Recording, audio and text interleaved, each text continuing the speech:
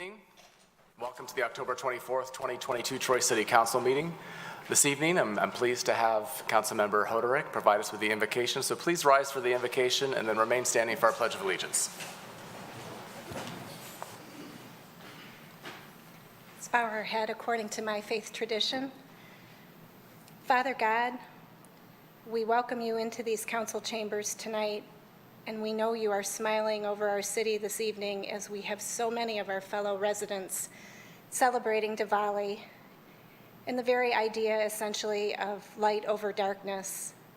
We ask you to bring that to all of us, no matter our faith tradition, to all our many homes that speak over 90 languages throughout the city.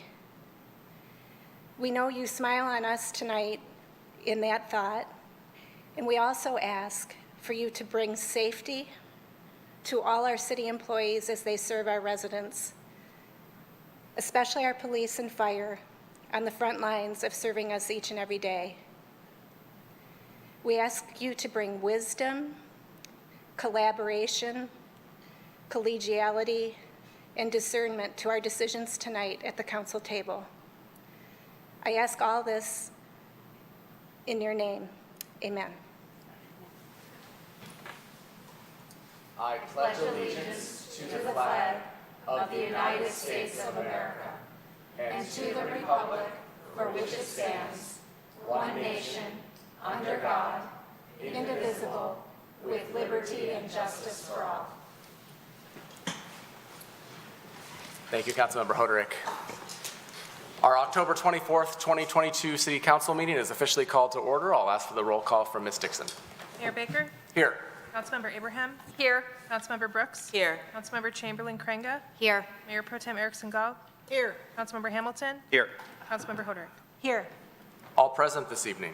First up are certificates of recognition and special presentations. We have two this evening. C1 is a proclamation celebrating Hank Tanis for climbing to the highest point in all 50 United States. So Hank, please join me down at the podium. I'd like to present this proclamation to you.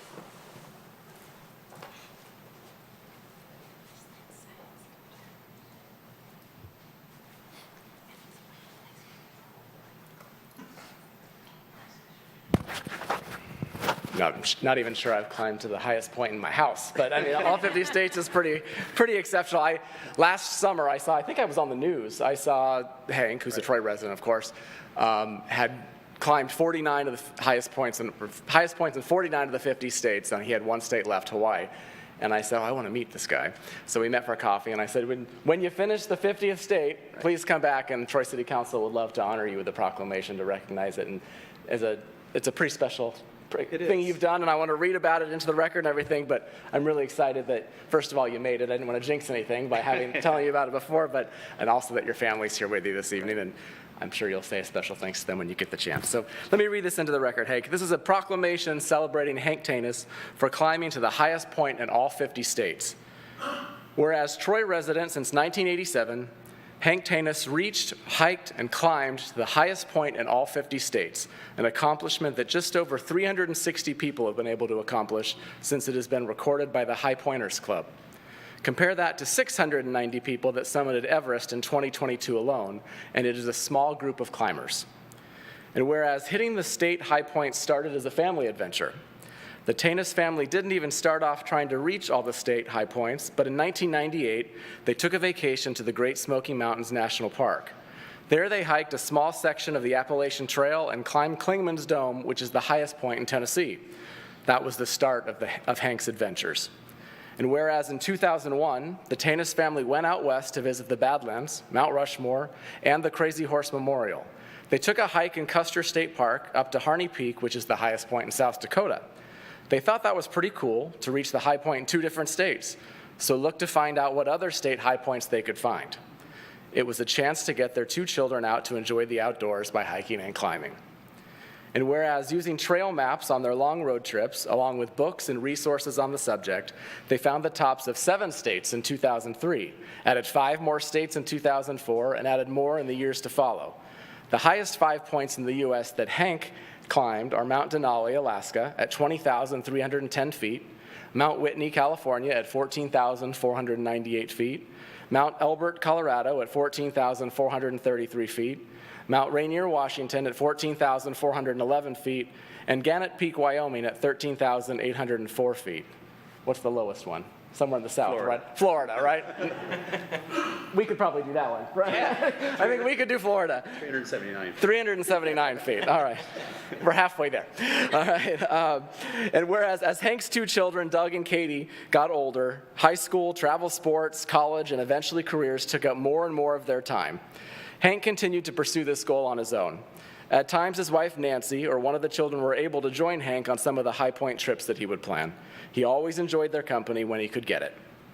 And whereas it took Hank 23 years, 11 months to reach his goal, the final high point was Mauna Kea, Hawaii, which he climbed on July 10th, 2022, with his wife, two children, and their spouses. He reached 31 states with all of his family or with certain members of their family in different combinations. 16 states were climbed as solo summits, and 3 with guides when no family was available: Mount Rainier, Washington, Gannett Peak, Wyoming, and Mount Denali, Alaska. At 63 years old, Hank was the oldest climber to successfully summit Mount Denali in 2021. Now, therefore be it resolved that the mayor and the city council of the city of Troy hereby applaud and congratulate Hank Tanis for his amazing accomplishment to reach, hike, and climb to the highest point in all 50 states. And be it further resolved that the mayor and city council of the city of Troy invite all residents to recognize and celebrate the dedication and commitment of Hank Tanis, who also served our community as a true hero, a Bowland Park Middle School science teacher for 30 years, and Troy High School boys and girls soccer coach for 17 seasons. Hank, this proclamation is presented this 24th day of October 2022. It's signed by myself as the mayor. All members of our city council have signed it. I present it to you and congratulate you, and really want to say we are just so honored that you're a Troy resident and we could be here with you tonight. Well, thank you. Thank you very much.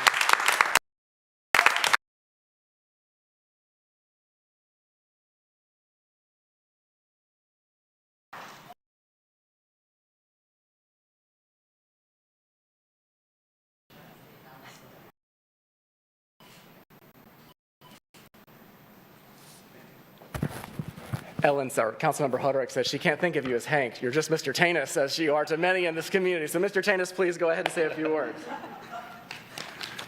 I was fortunate to have both their children in my classroom, and their support.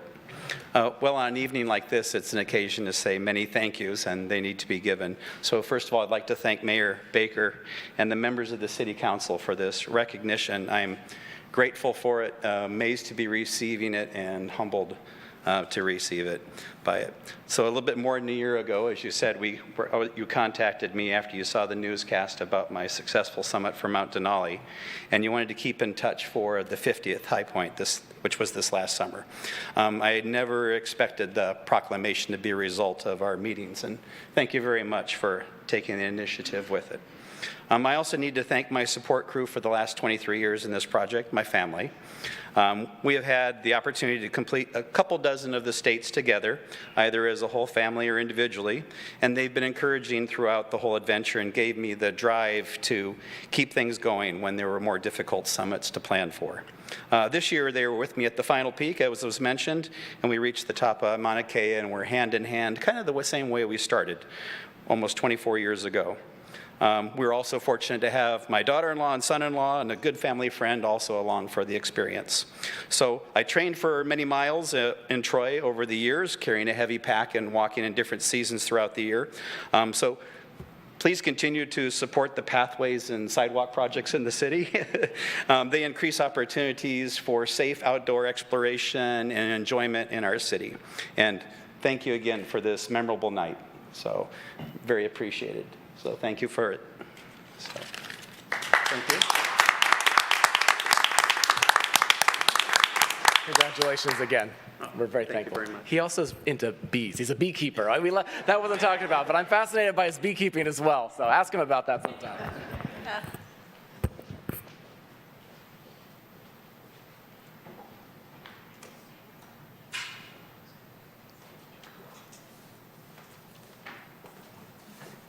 I'm also impressed that he managed to get a plug-in for the Trails and Pathways, so thank you, Hank. Next up is C2. It's an upcoming county transit proposal presentation. I think we have Neil Greenberg here from the Oakland County, as the Oakland County Transit Advisor. Right, Neil? Please come forward. All right, thank you. And Stevie, as we promised, I'll wait for your cue here. Okay. All right, Mayor Baker, Council, thank you for having me tonight. My name is Neil. I am an independent advisor to the Oakland County Commission on the issue of public transit. Originally, about 2 years ago, I started working with the executive side of the county government. Now I'm working with the county commission side. And this November, in just a couple weeks actually, on the ballot will be a countywide question for countywide transit service. This actually replaces the current OCPTA smart millage, which Troy is a member of. And there's some background, there's some elements here that you may find useful to know. So with Stevie's high sign, I'm gonna go into the presentation here. If there's any questions, I'm happy to answer. Also proud to say I took the bus here tonight. It's the reason I'm wearing this. I'm traveling light, got to listen to my tunes and kind of zone out on the way here. So worked out great. Great to be here. Thank you. So yeah, Oakland Transit is kind of the casual name for what will appear on the ballot as the Oakland County Public Transportation Millage. We chose this photo for a reason, to kind of illustrate that transit at its best is something that could really be an everyday resource. Something as simple as grocery shopping, things that help you be independent, whoever you are, wherever you are in life. There we go. And whatever kind of transit service we're talking about, whether it's small vehicles, a community-based program, or larger vehicles running fixed routes, the key goals never change. It's access, it's connections, it's independence. That's always at the core of any type of transit service. And in terms of developing a really good, effective transit service, it's the 3 Ds. It's destinations, of which, of course, there are many in Troy. It's density and it's demographics. And these are all things that have gone into the countywide transit proposal. So destinations, again, just everyday places where there's employment, where there's appointments. In this case, we chose an example of a hospital. Density. Of course, we're in a county, Oakland County, where there's all sorts of density. There's rural areas, there's suburban areas, there's exurban areas, there's urban areas, dense areas, and making transit work is always going to be asking that question: is where is the density right to support various types of service? And we'll get into that in a moment. And of course, demographics, making sure that transit service can be a really accessible resource and taking these demographic inputs into account when it comes to figuring out how to lay down the best service for the community. So I'm bringing up some stats here, and I want to point out these are numbers that summarize the parts of Oakland County that do not currently have transit service available to the general public. So these numbers do not include Troy, because Troy does have smart service right now. But the question has come up every now and then, what's the county's interest in this? And to see numbers like this, where there's almost 600,000 Oakland County residents who don't have access to regular transit service, there's jobs, there's major destinations that are out of reach of current transit service. That's kind of how it got to a countywide level. So the question came about connecting more dots, more places within all 62 cities, villages, and townships within Oakland County.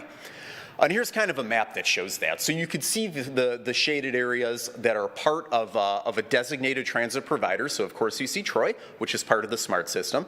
And that's not the only transit service in Oakland County. There are some community-based providers in the north and west parts of the county. And then there's some areas where there's small community-based programs that can take you a short distance on a somewhat limited basis, but maybe can't connect you beyond the boundaries of your township. So this really means to look ahead to some of the demographic factors, and also really look around and ask the question: how do we recover from the last couple of years? How do we grow as an economy? How do we get people to jobs? How do we make sure that people have access to resources wherever they live in Oakland County? So let's get into it. The features of the county millage are as follows. It is a proposed 0.95 millage for 10 years.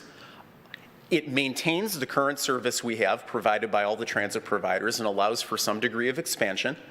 And it is a direct county measure. So right now, the SMART millage is collected through OCPTA, Oakland County Public Transportation Authority, a body that exists just to collect the millage for SMART. And this is a little different in that it's managed directly by the county with the funds open to audit every year. This way, there we go. So I want to emphasize the county millage replaces the current SMART millage. in opt-in communities. So Troy, of course, right now is a smart opt-in community, and the county millage would replace the current OCPTA millage that goes to smart.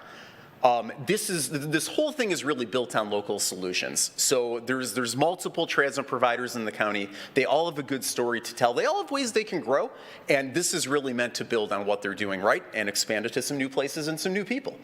And by the way of comparison, you see here the 0.95 mil, how it stacks up to some other millages. So right now, the smart millage currently collected in Troy scratches 1 mil. It was passed at 1 mil. After Headley rollbacks, it's down to about 0.99.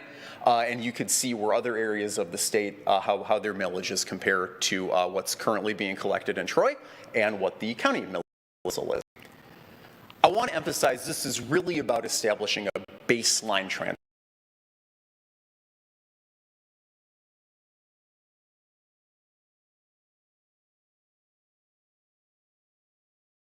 This county-wide really meant to the foundation make sure that all areas of the county are able to access some level of service and do so in a way that, again, builds on the best of what the current providers are doing, more or less maintains what's available right now in current communities, and does start to connect some of those dots that aren't within reach right now.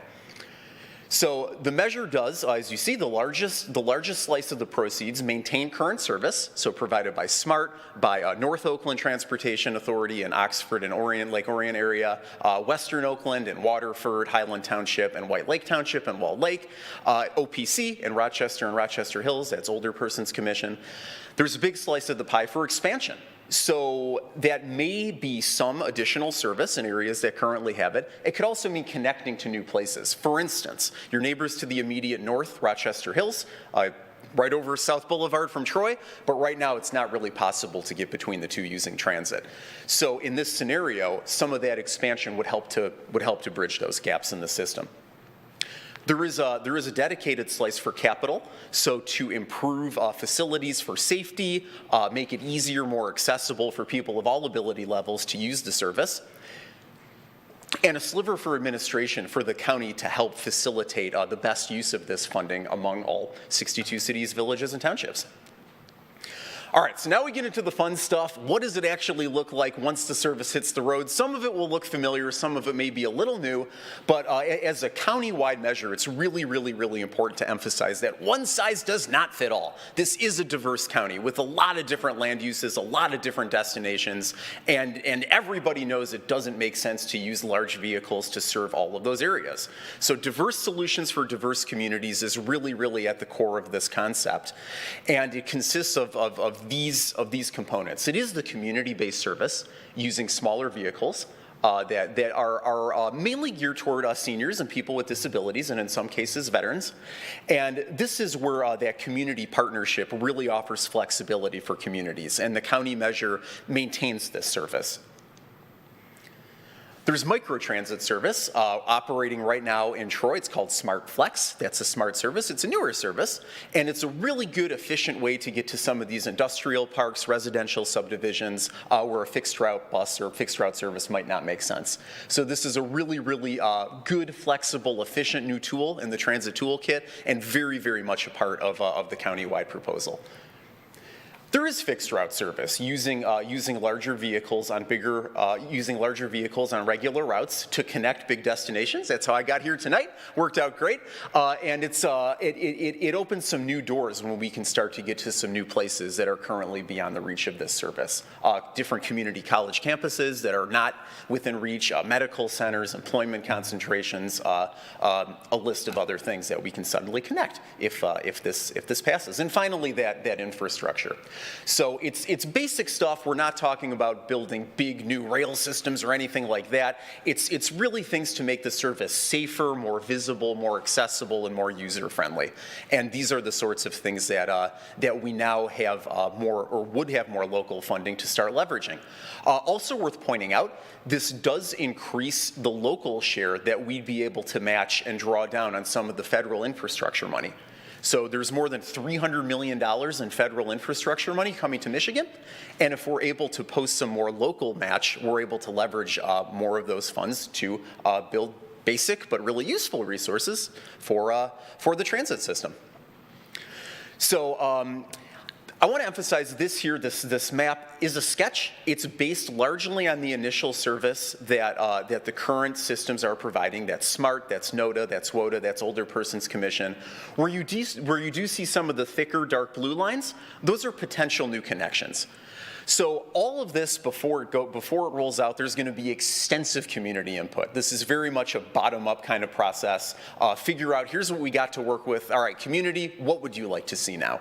This map exists solely to kind of give people an idea of what's possible with this sort of resource. So this is not by any means set in stone. This is more drawn in pencil to kind of help Oakland County residents visualize the new services that can be provided with this. So you do see in the southeast area of the county a lot of lines where things are denser, where there's more concentrated destinations, and that's where there is a greater presence of fixed route service, in addition to the microtransit service, the flex service, and some of the community-based services. And then in the outer areas of the county, up north and to the west, you don't see a lot of lines, but that shaded area indicates a service that's mostly reservation-based using smaller vehicles. So potential expansion, all based on extensive community input, which is the very first thing that happens if the voters do approve this countywide. So that's what we got. Information is available on the county website, and I'm happy to answer any questions. So thanks very much for having me. Thanks, Neil. Appreciate your enthusiasm, first of all. Yeah. Questions from council? Councilmember Hamilton. Thanks, Mayor. Thank you for all this info. My question is, do you see this millage expanding the Smart Flex service? I know right now it doesn't cover all of Troy. Do you think it could expand to cover all of Troy and more of the county? I think it could. That's one of the things that would come out of the community engagement. So this does provide funding to be more flexible, no pun intended, with the type of service provided. And what that actually looks like, whether it's fixed route or flex service or something in between, that's one of the questions that will be answered when we really get to engage with community members. Thank you, Councilmember Hamilton. Councilmember Brooks, I saw your hand go up too. Thank you, Mayor, and thank you so much, Neil, for the presentation. Sure. Actually, that was my question as well about the MicroFlex and the Smart Flex Microtransit, I should say, whether or not it would connect all of Oakland County, because right now it's in different zones. But my second question, I guess, is would we expect the current prices to stay as they are? Because right now it's very affordable, and so I hope that prices wouldn't increase or anything like that for residents. Sure. You mean to say the fares customers Yes, the pay to fares. use the service? Yeah, that's a good question. This does not address the actual fare collection part of what the transit systems do. It kind of operates on a status quo in terms of what their fare box revenues are. I don't anticipate there will be any fare changes from this, but I can't speak for the transit entities. If there is ever a fare change that a transit system proposes, there's a long list of public outreach activities they need to do in order to implement that. So I don't know of any initiatives to raise fares, but if that were to happen, there would be extensive public outreach. Thank you. Councilmember Abraham. Thank you, Mayor. So my question is, assuming this passes in a couple weeks, what is the timeline for public engagement, and when can residents expect to start to see changes to the service, whether they have it already Right. and would get it expansion, or don't have it and would start to see it? Yeah, that's a great question. Within the first 6 months, we would have the public outreach schedule lined up and almost certainly started. That first year is really when it's critical to get out to the public and do meetings throughout the county, all 62 cities, villages, and townships, to ask those very questions. And in terms of implementing what's found from those meetings, I would say the second year, it's more kind of preparing. It's capital heavy. It is ordering the resources if we're going to be operating more service. We're going to need more vehicles, and there's lead time. So really, the first year, the first 6 to 12 months is doing that research, starting to make some incremental improvements where we can do so with the current resources. That second year is getting those resources on order, building those concrete pads, building those sidewalks, installing those shelters, and then years 3 through 10 is really when the actual service starts to get on the street en masse. Thank you. Councilmember Chamberlain Crenga. Thank you, Mayor. Neil, thank you so much for being here today. Yeah. In my day job, I work for an organization that is a passionate advocate for regional transit, and it's done a lot of work around this. So I'm very supportive. I've been as well trying to learn more about, about this and all the details.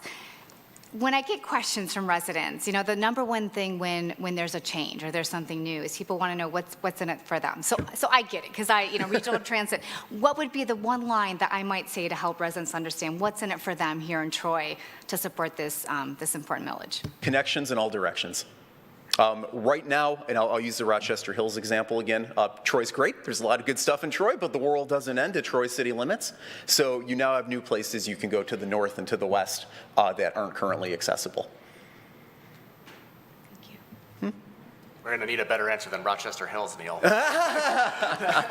Well, sure, but no, that's fair. I appreciate your answer, but Yeah. No, but additional opportunity for flex service. There is, if you saw on the map, there is a concept, and I want to emphasize concept of service on Crooks Road. And that's on there for a reason, because Crooks is very rich with apartments, with commercial destinations. There's a lot of stuff on Crooks that's really transit supportive. And the transit service there right now is quite limited. So in this scenario, there is a concept, because nothing's set in stone before we do community outreach, but there is a concept for a fixed route on Crooks Road that can take you within Troy, could get you right here, and to the north, get you to Oakland University, to the south, get you to Royal Oak, but most of all, get you to places within Troy. thank you. So one way I would maybe answer that is this.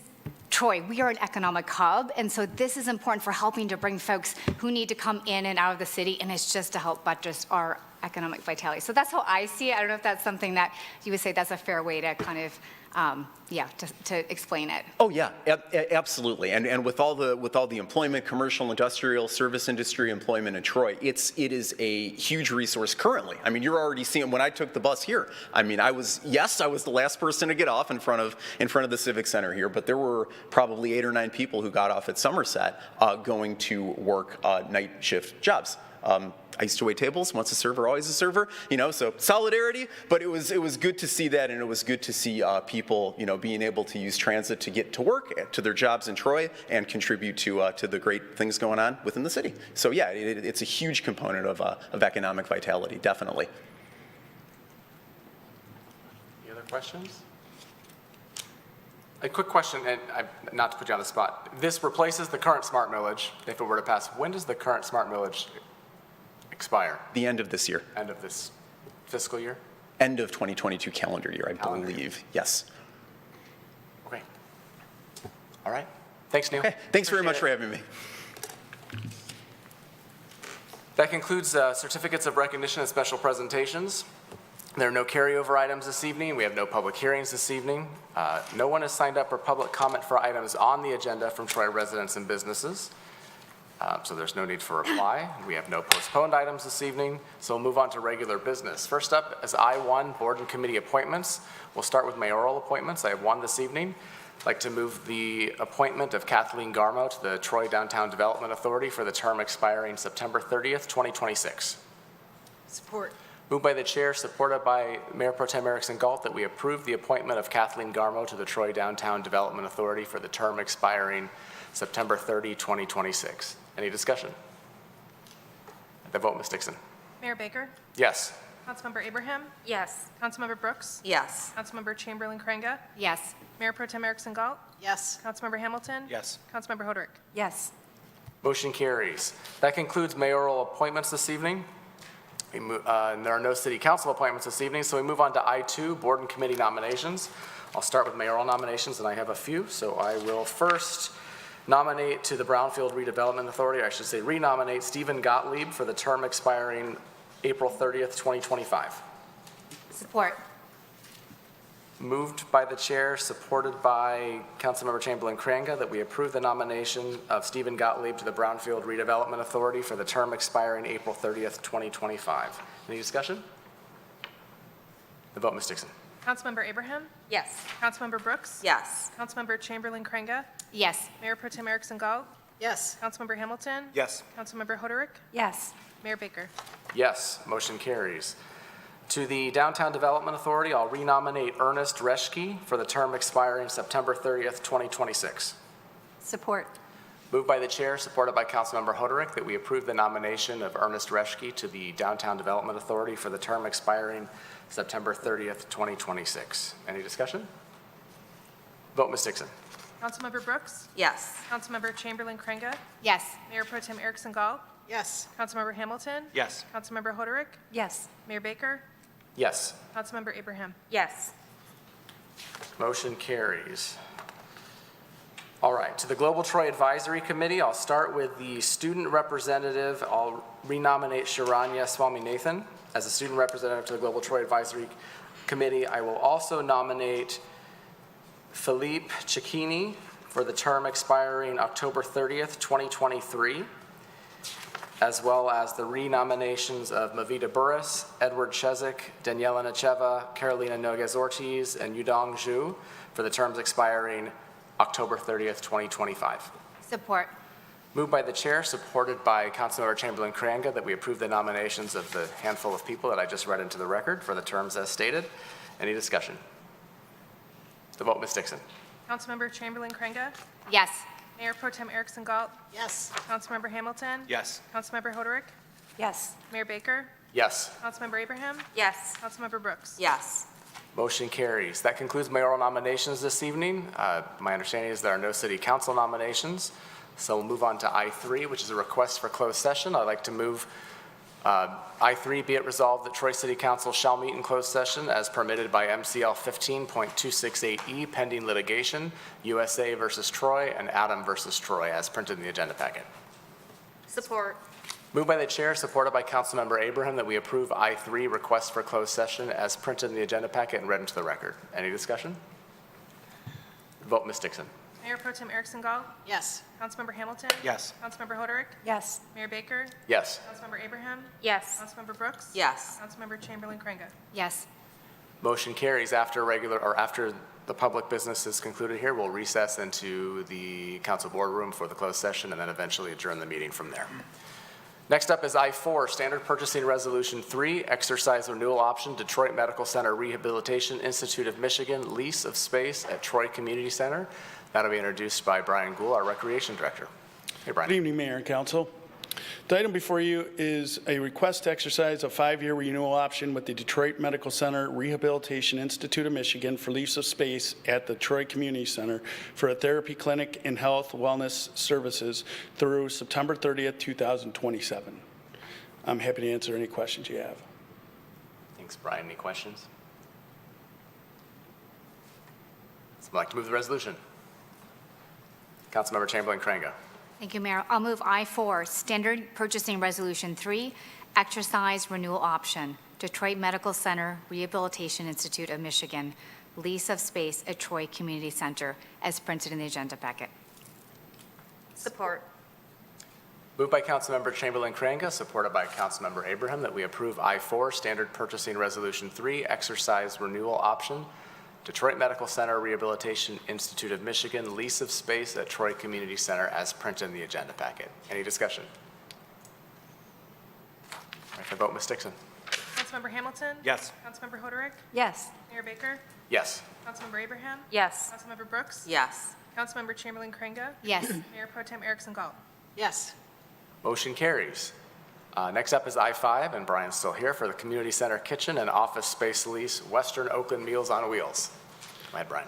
Yep. So this item is for approval of a kitchen use agreement with Western Oakland Meals on Wheels for use of the community center kitchen and designated office space to prepare food and provide the Meals on Wheels program for a 3-year period with an option to extend for an additional 3-year term. This contract would expire on October 31st, 2025. If you have any questions, I'll be happy to answer. Thank you, Brian. Any questions? Mayor Pro Tem Erickson Gall. Thank you, Mayor. Brian, I would appreciate if you could clarify, there's been some concern by some of the residents about the congregate lunch not happening. If you can clarify what's going on with that? Yeah, so once this is approved, right now they are available to call the Western Oakland Meals on Wheels and get a carryout box for lunch. Once this is approved, they'll start the process of getting their Oakland County Health Department approvals. Once they get that and get their equipment, they'll be able to start to do the congregate lunch. They are planning on doing it. I've spoken to them about it, so it is on their radar. May not be right away, but it is on the way, and there is an option right now. Right. Thank you so much. Yep. Thank you. Good question. Any other questions? I'm going to move the resolution. Councilmember Hamilton? I'll move I-5, Community Center Kitchen and Office Space Lease, Western Oakland Meals on Wheels, as printed in the agenda packet. Support. Moved by Councilmember Hamilton, supported by Councilmember Hoderick, that we approve I-5 Community Center Kitchen and Office Space Lease, Western Oakland Meals on Wheels, as printed in the agenda packet. Any discussion? Just thank you for getting this worked out. Several in our community had reached out to us about it, so I'm glad there's something moving forward. Vote, Ms. Dixon. Councilmember Hoderick? Yes. Mayor Baker? Yes. Councilmember Abraham? Yes. Councilmember Brooks? Yes. Councilmember Chamberlain Craig? Yes. Mayor Pro Tem Erickson Gall? Yes. Councilmember Hamilton? Yes. Motion carries. Next up is I-6, bid waiver ammunition purchase, Troy Police Department. You're not Chief Nastasi coming forward, so how are you doing? Sergeant Galich, Troy Police Department. Thanks for having me. I'd like to request a bid waiver for the purchase of ammunition. Over the last 18 months, we've had increasing difficulties procuring ammunition. We make our order in 18 months ago. It took us 6 months. Then we were told 12, 18. If I was to order ammo today, it would take me up to 2 years before I would receive it. So because we're rationing the ammo we have, we've had to cut our training virtually in half of how much firearms training we're doing. Recently, we found ammunition at Michigan Ammo. It's a Michigan company that makes reloads. They have approximately 100,000 rounds they're willing to sell us. So we're requesting permission to waive the bid to make that purchase $42,400. And I'd be glad to answer any questions you have about it. Sergeant, any questions?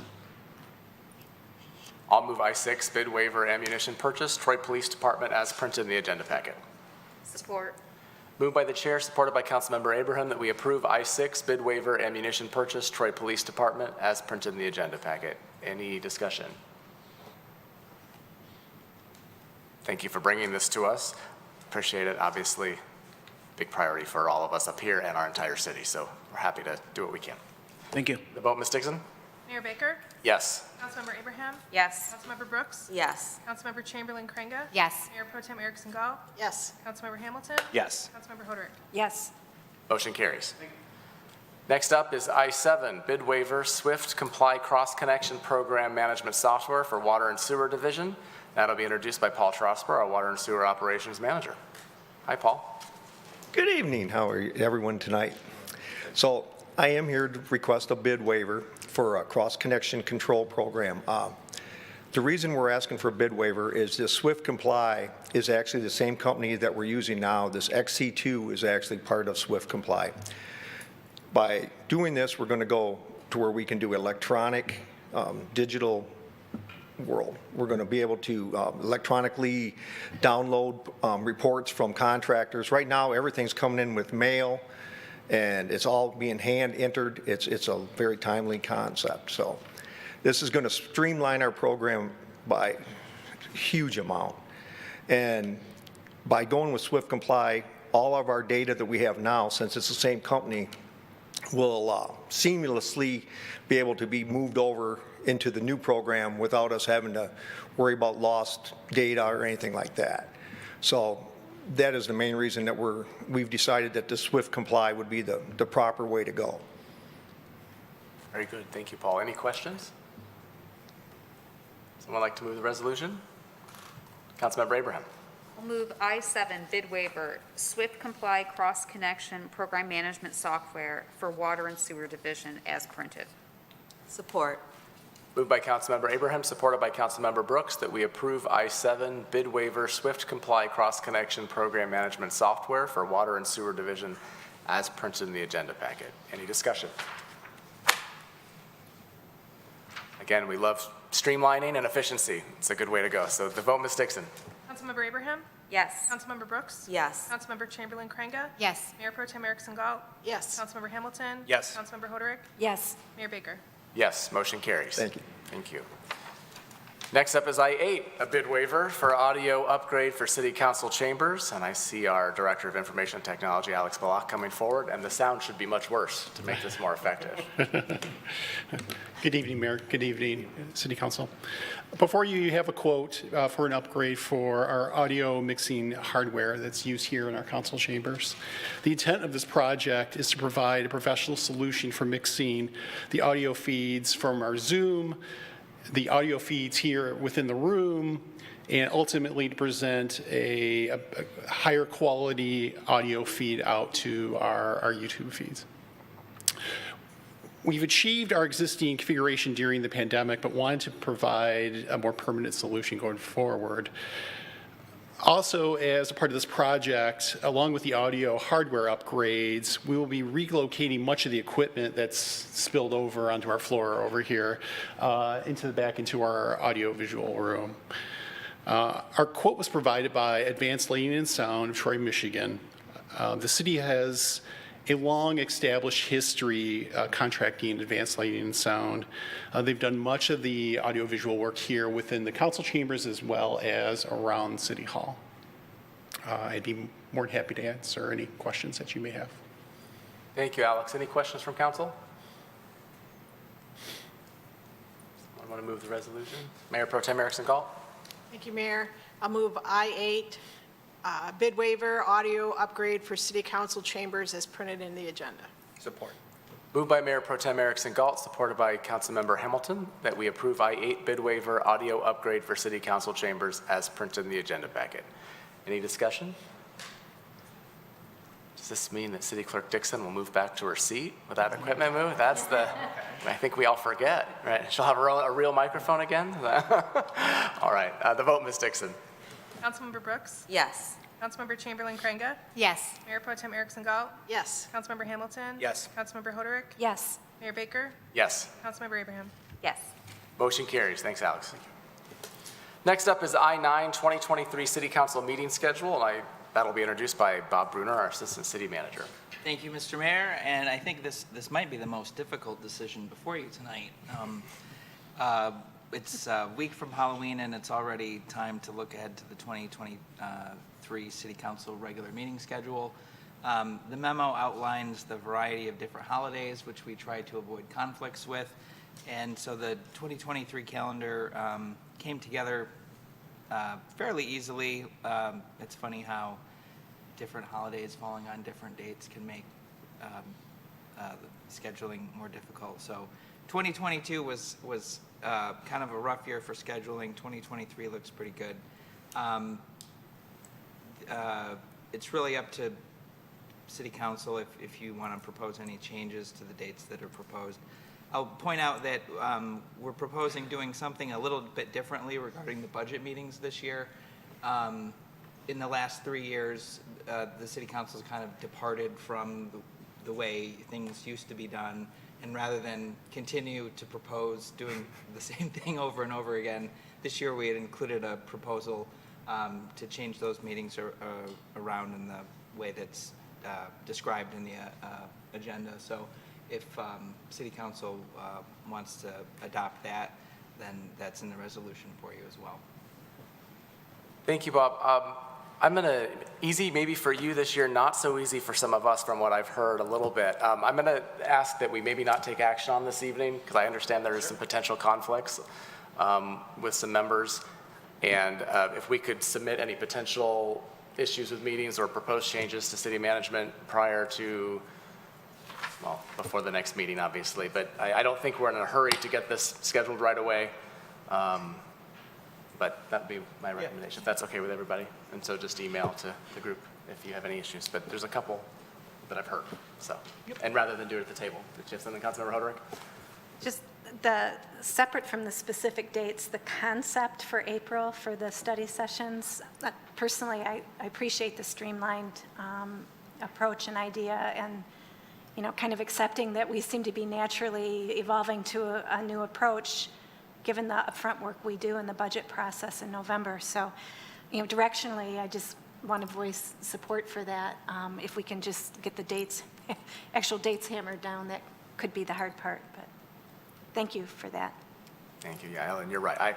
I should have led with, I do like this part. I like the proposed changes very much, and I also recognize there's a lot of holidays to contend with, and I appreciate the work in trying to find the most respectable dates for everybody as well. So email your comments or get your information in. If you have nothing to worry about, then let them know that also.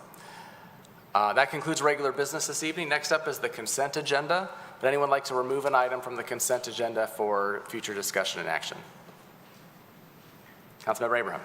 I'd like to move all items on the consent agenda as printed. Support. Moved by Councilmember Abraham, supported by Mayor Pro Tem Erickson Galt, that we approve all items on the consent agenda as printed in the agenda packet. Any discussion? The vote, Ms. Dixon. Councilmember Chamberlain Kringa? Yes. Mayor Pro Tem Erickson Galt? Yes. Councilmember Hamilton? Yes. Councilmember Hoderick? Yes. Mayor Baker? Yes. Councilmember Abraham? Yes. Councilmember Brooks? Yes. Motion carries. That concludes, all items on the consent agenda have been approved. If you're here for an item on the consent agenda, they've been approved. I said that twice. Next up are memorandums and future council agenda items. I do have one announcement this evening. K1 is an announcement of a public hearing. November 14th, 2022, adoption of a for announcement, which then takes us to public comment for items not on the agenda from Troy residents and businesses. We have 2 signed up this evening. As a reminder, you're given 3 minutes for public comment. When the light turns yellow, that means you have a minute left, and when it turns red, that means your time is up. First up, we have Diksha Hadagali.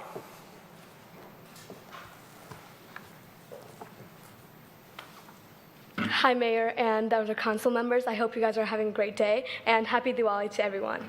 My name is Diksha Hadagali. I've been living in Troy for about 7 years now, and I go to Troy High School, and I'm a junior. So I'm talking to you guys about HSS, which is referred to as Hindu Swayam Sevak Sangh, and the fundraisers we organize from this organization. So HSS has a strong belief in giving back to the community and supporting wherever we can. And for the past 5 years, we have been consistently holding volleyball tournaments in the summer for raising funds for underprivileged schools such as Doyle Ryder in Flint. We've been donating to them every year, and we hold supply drives, and we also hold the tournament, and which this year we had it on August 28th. It was a throwball and a volleyball combined competition, and the results were over 150 people, and we raised around 1,261, and we were able to go to the Flint school, Doyle Ryder, and donate it to them and talk to the principal and the admin, which was a great experience for me, giving back to my own community. As I'm very privileged in Troy, I go to a great school with great resources, but like 1 hour from here, looking at the school just makes you feel like guilty for everything that you have and to be thankful for everything. So it was a great experience for me, and the principal and the admin members were very, very supportive and very thankful for what we do for the past 5 years. And this was our first year back after COVID, and we had a great outcome, and HSS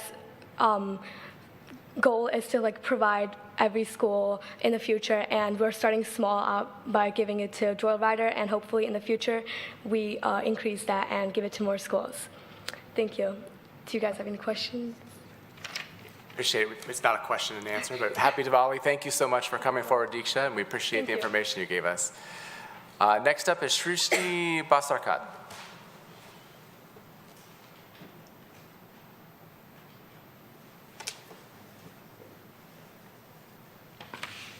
Good evening, Mayor and council members. I have been a Troy resident for about 9 years now, and I am a sophomore at Troy High School. I'm here to wish you all a very special festival in the Hindu community, the Festival of Lights called Diwali. So wish you and all your loved ones a happy Diwali. This festival generally falls in October or November. Hence, the month of October has been recognized as the Hindu Heritage Month by the Governor of Michigan. I would like to explain a bit more about this festival. Diwali, which is similar to the Jewish festival of Hanukkah. The Hindu community celebrates this festival by lighting the diyas, which are known as the lamps. Festival of Lights, wearing new clothes, preparing special Indian snacks, and exchanging gifts with relatives and also playing with firecrackers. On this occasion of Diwali, we wake up early in the morning, we dress up with new clothes, and we wish each other a prosperous year ahead. This is also a deep symbolic meaning to why we celebrate Diwali. Lighting the lamps, playing firecrackers, signifies bringing more light of knowledge into our lives that removes the darkness of ignorance. To share our happiness in a meaningful way with the other community members who are less privileged, we are doing a Seva Diwali food drive by collecting the food items from community members and donating it to food pantries, homeless shelters, and etc. We have been doing this for the past couple of years. Last year, we collected 8,000 pounds of food, and we are expecting to do better this year as well. By the way, Seva Diwali is done across the USA in 30+ states and 200+ cities by 3,000+ volunteers. Last year, the total food donated across the country through Seva Diwali was around 6,000 pounds. Once again, I am extending my sincere wishes to all Troy residents and a happy Diwali. Thank you. Thank you, Shushti. Happy Diwali to you as well. Appreciate both of you coming forward this evening, spending some of your Diwali evening here in council chambers. That's wonderful for us to have you here. That concludes those that have signed up for public comment this evening for items not on the agenda by Troy residents. Now's an opportunity for council or city administration to respond or reply. Any council members? Happy Diwali, and thank you again for coming forward. We really appreciate it.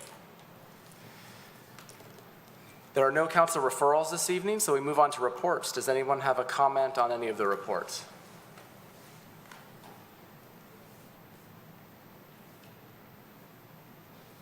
All right, so we'll move on to council comments. Councilmember Hamilton. You beat me again, Mayor, at the 5K, but that's okay.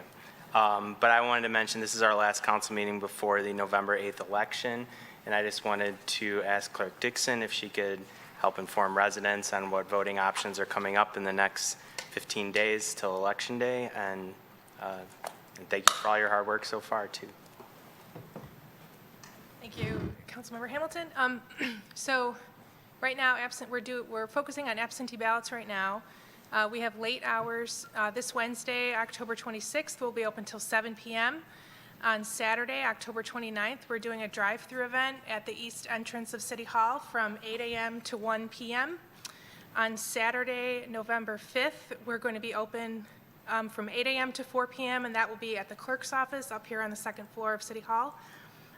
The last time we can mail absentee ballots out is Friday, November 4th at 5 p.m. And then people can still get absentee ballots on Saturday, the 5th, and also on Monday the 7th, but they would be getting them here at the clerk's office in person. Today was the last day to register to vote by any other means other than in person, which means that starting tomorrow through 8 p.m. on Election Day, if you want to register to vote and be able to vote in this election, you would have to register in person at the city clerk's office, and that goes for every clerk's office in the state of Michigan, not just Troy. And then we're also we're conducting our public test of our election equipment on Thursday, November 3rd, Thursday, November 3rd at 10 a.m. That'll be out here in the hallway outside the clerk's office, and it's open to the public, of course. And then, of course, Election Day is November 8th, and the polls will be open from 7 a.m. until 8 p.m. And we have, as you know, we've got a different map this year, so everyone is encouraged to double check the map, make sure they know which precinct they're going to, and if they have any questions, they can always call the clerk's office or visit the website, troymi.gov/elections, where the map and all the applications you need and everything is there, ready to view. Thank you, City Clerk Dixon. Thank you, Councilmember Hamilton. Yep, thank you and all the election workers and your whole staff for the great job you always do. Yes. Councilmember Brooks. Thank you, Mayor. First of all, happy Diwali to everybody. Also, as I said before, I'm going to bring up the Nature Centers Uncorked. Will be taking place November 4th, Friday, November 4th, from 6 to 9 at the Community Center. So come support. This is the largest fundraiser for the Nature Center, and it's really, really important for them. We have a lot of great businesses and restaurants that will be participating, so hopefully we have great community support as usual. Thank you, Councilmember Brooks. Are you selling tickets? I am selling tickets, but they're really online now. So just go to the Nature Center website is the best place to buy it. Very good. Thank you. Thank you. Additional council comments? Councilmember Chamberlain-Crainga. Thank you, Mayor. I'm going to try to weave a couple of comments together, but start by saying Happy Diwali. I learned at the bus stop today that Diwali, of course, is over multiple days, and there's a theme each day. And so yesterday the theme was Women's Day. Today's Men's Day. That's the beauty of our community is, you know, you go to the bus stop and you're always learning more about these amazing traditions and holidays. I also want to turn to Frightful 5K. I want to give a shout out to the mayor, to Councilmember Hamilton for being our fastest members on council now. So congratulations for that. And just great seeing everyone there from council and the community. And it made me think of something that I learned actually at the convention this past week. So we had our Michigan Municipal League Convention, and there was a really great session by a group called the Full Frame Initiative. They're actually a grantee of Kresge's, but I never really knew of their work until I was there at convention. And a lot of what they talked about is the role of these linking and bridging relationships and how that helps to foster this social infrastructure and create strong communities. And there's a way that the Frightful 5K itself, and say you all running in it and us being there, there's a way that that linking relationship is giving folks in our community a chance to engage those from our police officers who are there, to us on council, to public servants who are there, and that creates creates strength in a community, as well as something called bridging ties, where you have people of various socioeconomic backgrounds coming together, having fun over something. And so that is the beauty of something like our community center and these activities, is that they become these reservoirs of well-being, as it's called. So it's just really, really great to see that. So a lot of great learnings at convention, and wanted to say, I know some of our members, they miss being there, but I wanted you to know that you were thought of. And I shared with Mayor Baker that many of the mayors I ran into, they all asked about him and sending their regards. So I know you were present. In many ways. So it was a great week, and it just spoke to the power of community of that group. I feel like it's family. When there's a question, you have people that you can turn to, and that for learning, for strength, to cry on each other's shoulders, to celebrate with each other, and that's what makes us strong as a community. So grateful for that.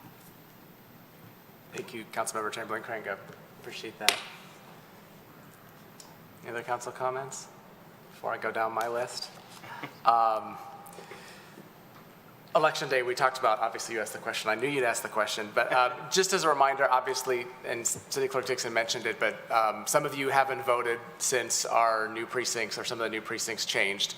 So please make sure that you check out where you're supposed to vote if you vote in person. And obviously, if voting absentee is not your thing, you can always vote in person here. All of our precincts will be open and well-staffed, and please be patient, of course, with everybody. I expect turnout will be fairly high, but like I said, check to make sure your precinct hasn't changed, as was mentioned. Frightful 5K was yesterday. I just want a few thank yous, if I can. Quick thank yous, although they deserve a lot more than quick thank yous. I'll start with Brian Gould, because he happens to be sitting right here.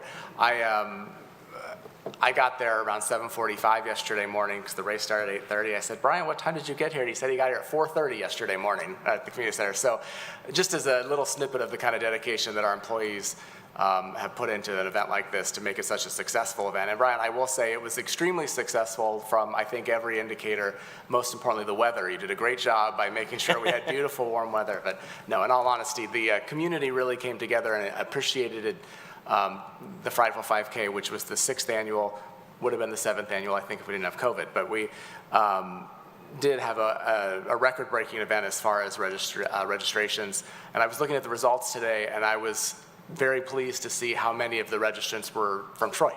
It's actually a heavily Troy-dominated event, which made me smile a little bit extra more. The other thing that I did run, and I've pretty much gotten slower every year that I've done it, although I was a little faster this year, so I'm going to take some credit for that. But the other thing I thought was so cool to see is that, as I say, you run along Big Beaver through part of it, and it's really neat. But as I'm running, I'm looking at it, I'm seeing DPW employees, Troy police officers, Troy fire staff, blocking driveways, keeping us open and safe. And here I am, I'm running, and I'm waving at them, and they're probably thinking, who is this sweaty guy who's so happily smiling and waving at everybody? But if that happened to be you, please know that it was me that was trying to thank you as I'm breathing and trying to run through. But it really was nice to have everybody's support, and I know you don't have a choice, but we appreciate that you did it, and the community really does too. I heard from a lot of people how nice it was to see so many, smiling police, fire, and DPW workers looking back, and the recreation staff. Everybody was just really impressed with how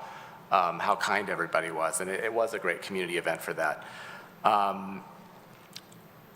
We don't have a meeting for 3 weeks, so I will say, I'll start with this. Our Veterans Day ceremony seems like a long way away, but it'll be here before we know it. Friday, November 11th at 11 a.m. out in Veterans Plaza. We'll be doing our annual Veterans Day ceremony, so please also ask for good weather. Brian, maybe you could do something about that, like you did for the 5K, but it's always a good event, and it's important to recognize our veterans, not just here in Troy, but throughout the country. And finally, IMLA, which I believe is the International Municipal Lawyers Association. Is that right, Lori?